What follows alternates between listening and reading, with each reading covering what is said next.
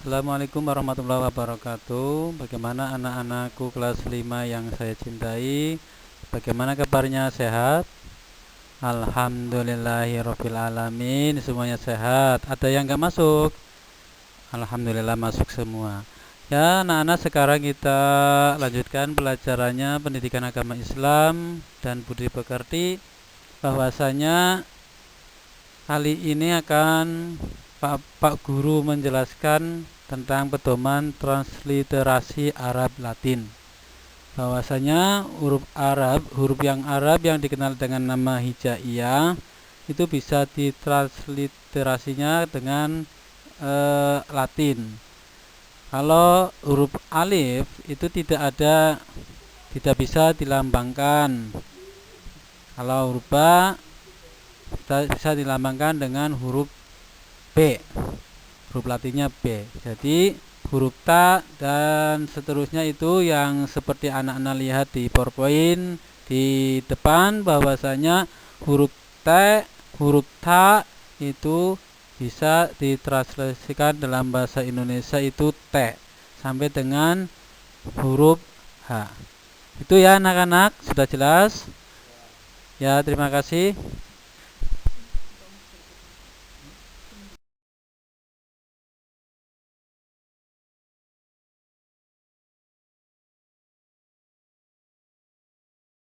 Ya, anak-anak yang saya cintai, tadi sudah mempelajari tentang transliterasi huruf Arab ke huruf Indonesia.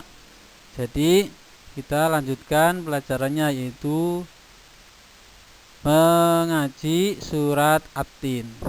Bahwasanya surat At-Tin adalah surat yang ada di dalam Al-Quran, dan surat At-Tin itu nanti akan menjelaskan tentang buah tin, buah zaitun, dan gunung Tursina. Pelajaran yang kedua yaitu akan mengenal nama-nama Allah dan kitabnya. Nama Allah yang biasa kita kenal sebagai Asmaul Husna, dan kitab-kitab Allah yang wajib kita kenal itu ada 4: kitab Zabur, kitab Taurat, kitab Injil, dan kitab Al-Quran. Semua itu diturunkan pada Rasul-Rasul Allah. Di antaranya yaitu kitab Zabur diturunkan pada Nabi siapa ya?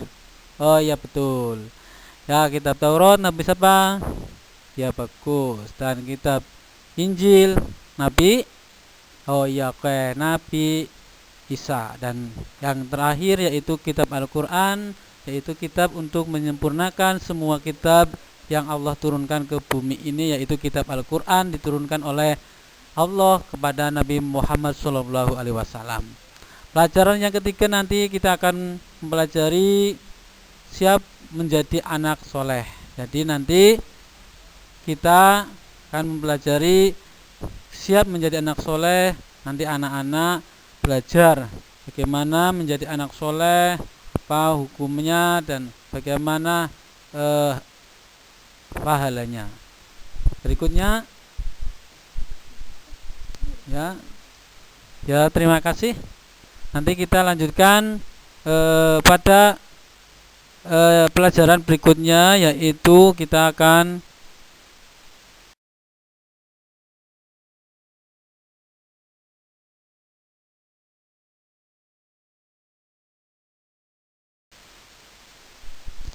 pelajaran yang ke-6 untuk kelas 5 nanti akan ayo mengaji surah Al-Ma'un, akan menjelaskan surat Al-Ma'un beserta isinya, hikmahnya, dan cara mempelajarinya. Pelajaran yang ke-7 mengenal Rasul-Rasul Allah, bahwa Rasul Allah itu ada berapa, nanti kita akan jelaskan di dalam pelajarannya. Terus pelajaran yang ke-8 hidup sederhana dan ikhlas, implementasi bahwa hidup itu harus ikhlas, harus sederhana, tanpa berpoya-poya. Dan selanjutnya adalah pelajaran yang ke-9, sholat tarawih dan tadarus Al-Quran. Dan pelajaran yang ke-10 meneladani Luqmanul Hakim, di mana Luqmanul Hakim adalah contoh suri teladan masalah akhlak yang ditulis oleh Allah di dalam Al-Quran, yaitu sahabat Luqmanul Hakim. Tapi beliau tidak dikenal sebagai Rasul, tapi dikenal sebagai orang soleh. Dan Luqmanul Hakim itu dicatat, diabadikan di dalam Al-Quran. Itu anak-anak.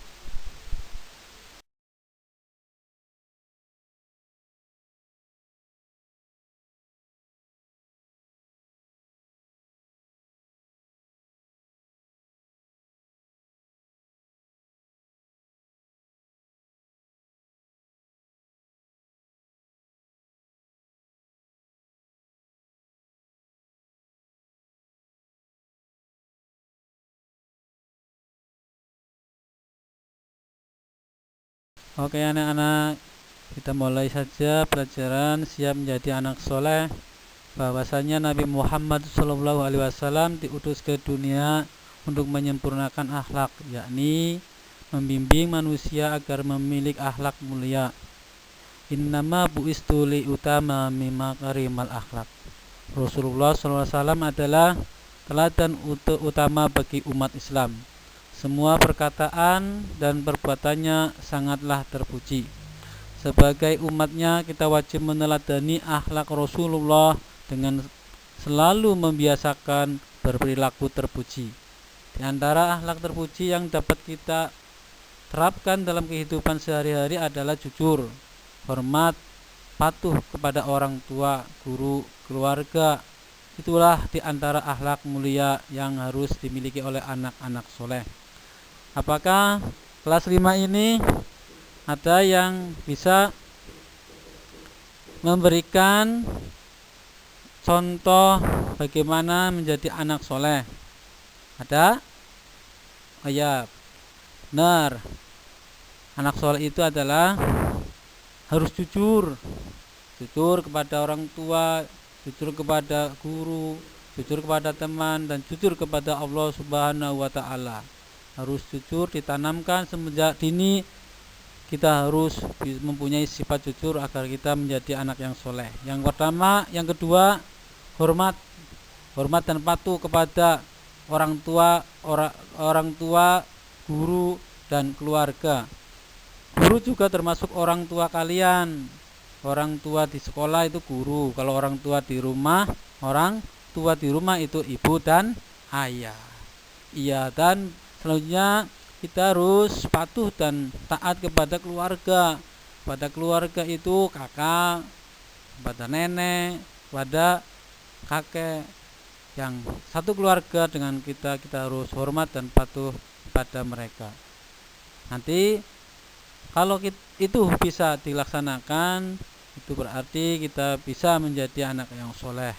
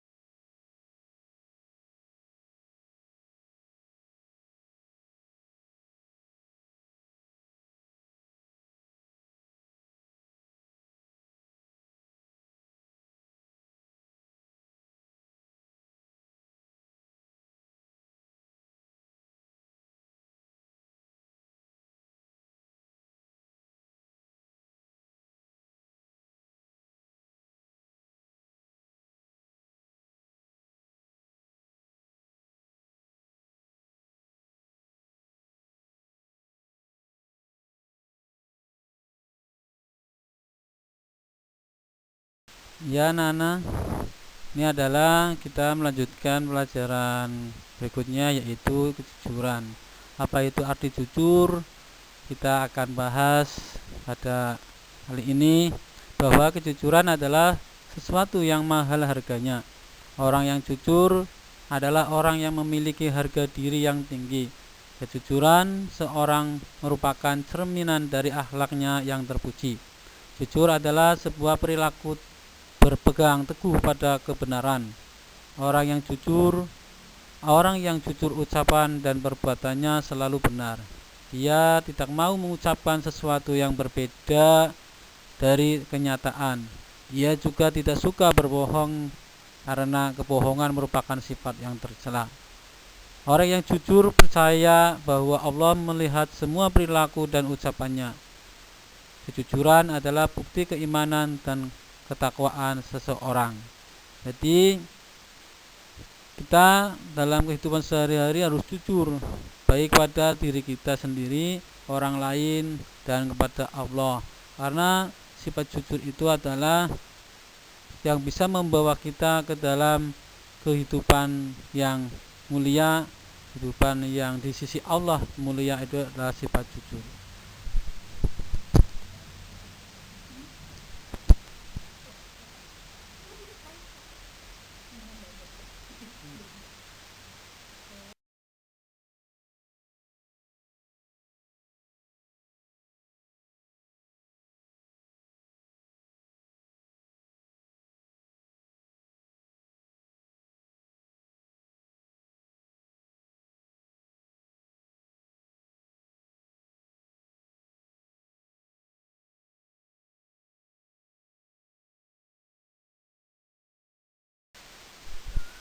Ya, kita lanjutkan bahwa sikap jujur itu harus diterapkan di mana saja, baik di rumah, di sekolah, di lingkungan masyarakat.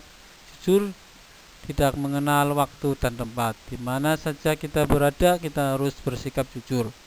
Mengapa demikian? Karena apa? Satu, kejujuran menghasilkan kemuliaan. Orang yang membiasakan bersikap jujur pasti akan mulia. Orang lain akan menghormatinya, hidup bahagia, dan Allah akan memberi derajat yang tinggi di surga. Berikutnya yang kedua, yaitu kejujuran menciptakan perdamaian. Bahwasanya kejujuran itu akan menciptakan kedamaian. Karena apa? Kalau ada orang yang tidak jujur di suatu tempat, contohnya di kelas ini, atau yang tidak jujur mengambil sesuatu, ditanya bohong, ada apa-apa ditanya bohong, itu nanti akan menimbulkan apa? Akan menimbulkan kerusuhan. Jadi akan menimbulkan saling curiga, akan menimbulkan saling bermusuh-musuhan itu. Ya anak-anak ya.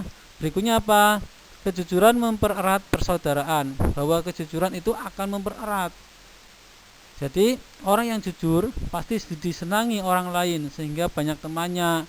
Teman adalah saudara. Jadi teman itu adalah saudara. Karena apa?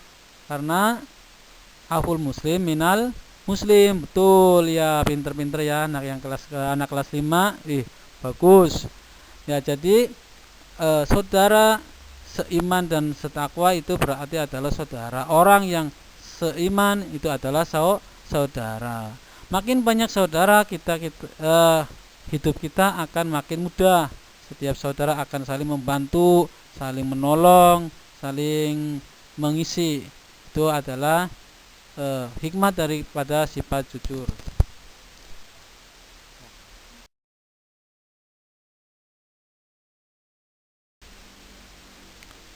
Oke anak-anak, kita lanjutkan materi yang berikutnya, yaitu bagian B, hormat dan patuh kepada orang tua, guru, dan anggota keluarga.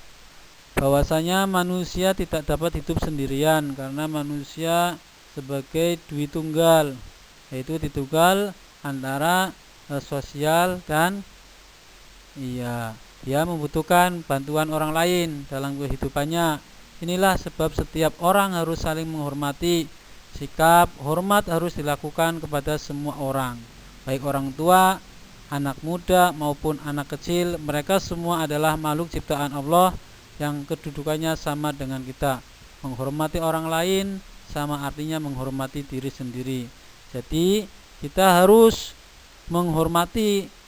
Kalau kita ingin dihormati, maka harus menghormati orang lain. Bagus. Yuk, siapa orang yang harus kita hormati? Ya, betul. Orang yang banyak jasanya kepada kita harus lebih kita hormati. Mereka adalah orang tua. Orang tua yang melahirkan kita, yang memberi hidup kita, memberi makan kita harus menghormatinya. Terus guru. Mengapa guru harus dihormati? Karena guru itu banyak berjasa pada manusia, pada kalian. Yang memberi makan batininya, rohaninya itu guru. Jadi guru itu harus dihormati. Mengapa ada orang yang pintar? Itu karena guru. Mengapa ada orang pandai? Itu karena guru.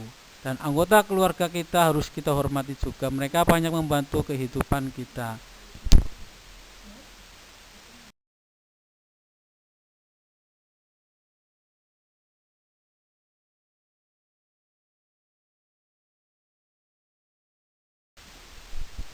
Ya, berikutnya yaitu yang harus kita hormati ayah dan ibu.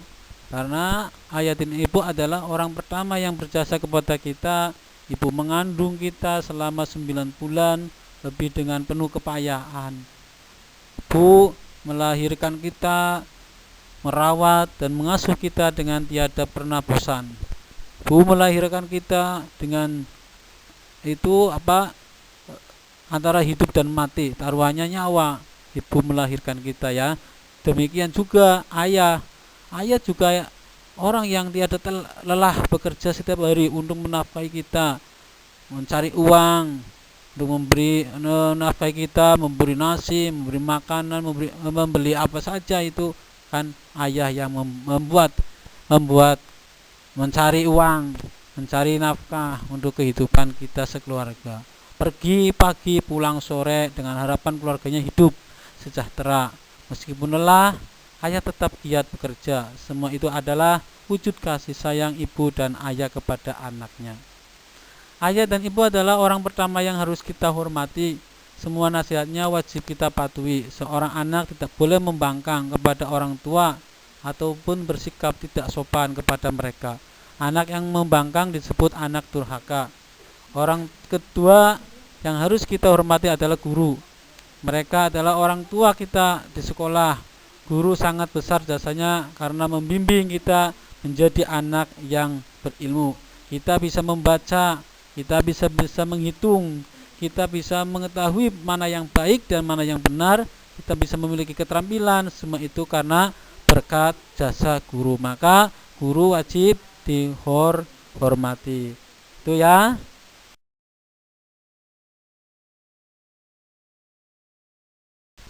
Berikutnya orang yang ketiga yaitu harus kita hormati adalah anggota keluarga. Mereka adalah orang-orang yang tinggal bersama kita, baik adik, kakak, pembantu, kakek atau nenek yang tinggal serumah termasuk anggota keluarga. Kita harus hormat dan patuh kepada mereka. Walaupun adik masih kecil, ya kita harus saling menghormati.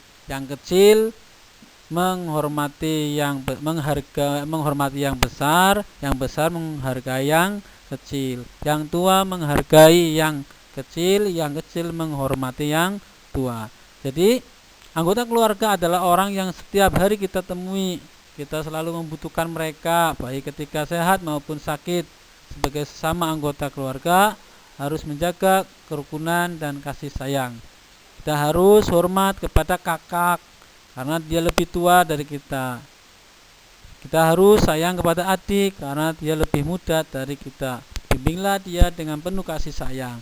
Di sini ada yang punya kakak. Ya, berapa kakaknya? 2. Kamu berapa? Oh ya 1. Ya ada yang 2, ada yang 1. Kita harus menghormati kakak. Ya, yang ada punya adik. Ya, kamu punya adik berapa? 1. Oh ya. Jadi yang punya adik juga harus dihormati adiknya, jadi hargai, jangan bermusuh-musuhan, jangan bertengkar melulu.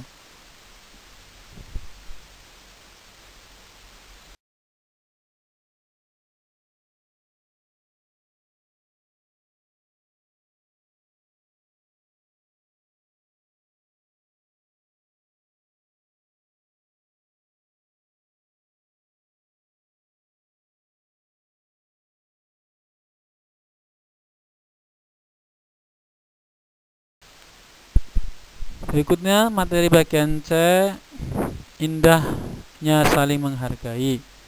Menghargai pendapat satu, menghargai pendapat. Dimana saja setiap kita mengadakan musyawarah, biasanya banyak yang berpendapat. Dari beberapa pendapat tersebut harus kita hargai. Kemudian kita simpulkan mana yang terbaik dari beberapa pendapat tersebut untuk dipakai bersama. Karena setiap manusia pasti mempunyai pemikiran yang berbeda. Jadi pendapat yang berbeda kita harus hormati. Dalam musyawarah tidak boleh ada yang saling mengejek, tidak boleh, yang harus saling menghargai pendapat. Lalu pendapat yang berbeda-beda itu disimpulkan jadi satu, kesimpulannya apa. Jadi seperti itu ya anak-anak ya. Yang kedua apa? Menghargai perbedaan pendapat. Perbedaan pendapat tidak boleh menyebabkan pertengkaran atau permusuhan. Setiap pendapat harus didengarkan dan dihargai. Kita tidak boleh menyalahkan pendapat orang lain. Perbedaan pendapat harus dimusyawarahkan untuk mencapai keputusan bersama. Nah, jadi kita harus menghargai pendapat orang lain, jangan memusuhi pendapat orang lain dan jangan menyalahkan pendapat orang lain. Kita harus menghargainya.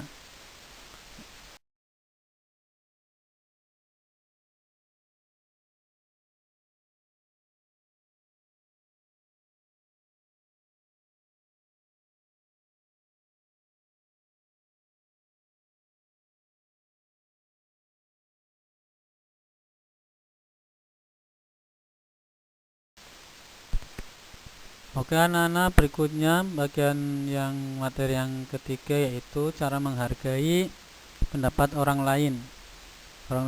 Pendapat orang lain harus kita hargai. Dengan cara satu, mendengarkan pendapat orang lain. Yang kedua, tidak menyalahkan pendapat orang lain. Yang pertama, mendengarkan pendapat orang lain. Saat teman kita berbicara, kita harus menyimaknya. Perhatikan setiap ucapannya dengan cermat agar kita paham maksud dari pendapatnya tersebut. Setelah memahami, barulah kita boleh menanggapi pendapatnya. Jangan memotong pembicaraan teman sebelum dia berbicara. Jadi setiap musyawarah, apabila ada teman yang sedang berbicara, ada orang lain yang sedang bicara, kita harus menghargai. Kita dengar, kita simak, jangan langsung ngomong teman sedang berbicara kita potong, itu tidak boleh. Yang kedua, tidak menyalahkan pendapat orang lain. Jadi setiap pendapat orang lain itu jangan disalahkan, jangan dipatahkan. Karena apa? Mungkin dia berbicara seperti itu dari sudut pandang dia seperti itu. Mungkin kita bisa menyimpulkan pendapat orang lain tersebut. Sikap menyalahkan pendapat orang lain harus dihindari. Hal itu akan menyebabkan pertentangan pendapat. Dalam musyawarah semua peserta dianggap keluarga, sehingga masing-masing peserta harus saling menghormati. Itu ya anak-anak. Oke.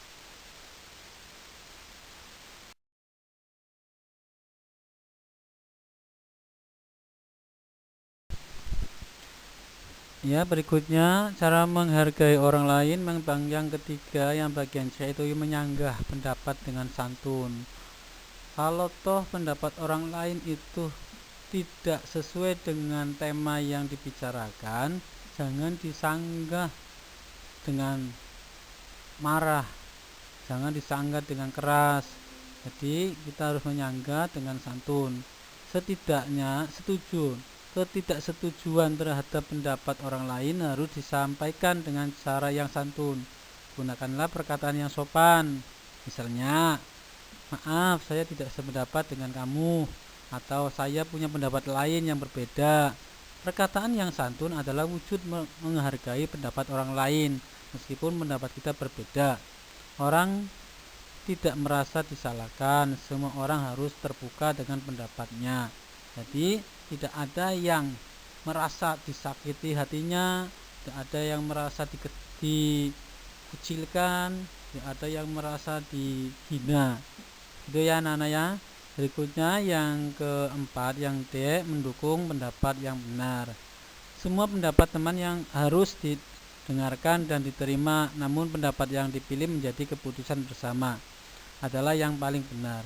Setelah semua teman berpendapat, pendapat itu harus diseleksi. Setiap orang memilih pendapat yang paling bermanfaat dan tidak melanggar aturan. Jadi semua pendapat yang berbeda-beda itu nantinya disimpulkan jadi satu. Nah, yang kesimpulan tersebut adalah keputusan bersama. Keputusan bersama itu adalah keputusan yang paling benar. Jadi keputusan yang bersama itu adalah keputusan yang paling benar yang harus dijaga, yang harus dilaksanakan. Ya, begitu anak-anak ya. Oke.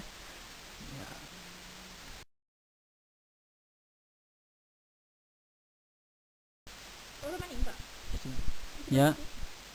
Anak-anak, berikutnya cara menghargai orang lain yang kelima, yang terakhir adalah melaksanakan hasil keputusan bersama. Yang tadi Pak Guru sudah jelaskan bahwa hasil keputusan bersama itu yang dilaksanakan, dan hasil keputusan bersama itu adalah keputusan yang benar, yang paling benar. Pendapat yang paling benar adalah keputusan bersama. Jika keputusan sudah ditetapkan, semua orang harus melaksanakannya. Kita tidak boleh mengingkari hasil musyawarah meskipun pendapat kita tidak dipilih. Jadi yang pendapatnya tidak dipakai, pendapatnya tidak dipilih, jangan mutungi ya, jangan walk out. Nah, keputusan musyawarah harus dijalankan. Ini bagian dari menghargai pendapat. Semua orang harus rela dan bersungguh-sungguh menerima keputusan bersama. Demikianlah beberapa cara menghargai pendapat orang lain. Biasakanlah menghargai pendapat teman agar dia juga menghargai pendapat kita. Jika semua orang saling menghargai, musyawarah akan berlangsung damai dan menghasilkan keputusan yang bermanfaat bagi semua.